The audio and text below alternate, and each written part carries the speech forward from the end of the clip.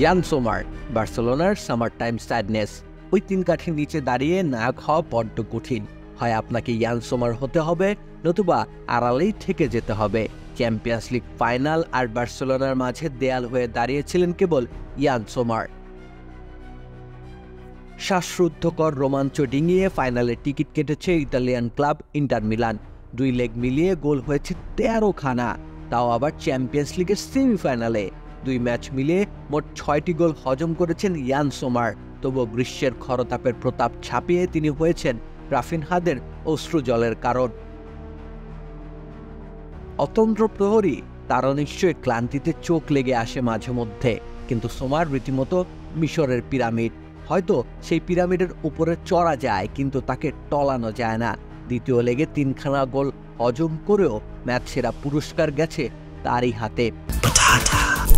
বাছাই করা আলু আর স্পাইসি সিজনিং এ প্রাণ পোটাটা, চিপস নাকি বিস্কিট খেয়ে বুঝে নাও।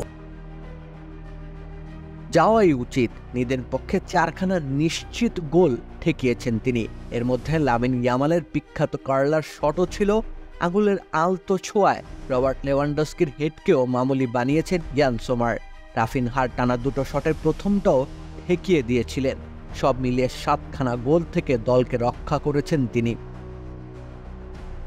তাও আবার যখন ছিল তা ভীষণ দরকারি। পিছিয়ে পড়ে বার্সেলোনা একের পর এক আক্রমণ নিয়ে হাজির হয়েছে ইন্টারের দুর্গে।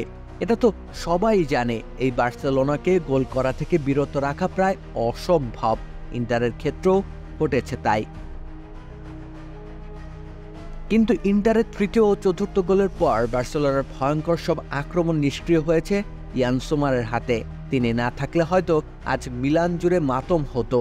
নাচতে নাচতে উল্লাসে ফেটে পড়ত বার্সেলোনা, কিন্তু সোমারের হাতে বেজে উঠল বিষণ্ণ ভায়োলিন। রাফিনার চোখ জুড়ে তাই পরাজয়ের সলিল। রাকিব হোসেন রুম্মান, খেলা 71।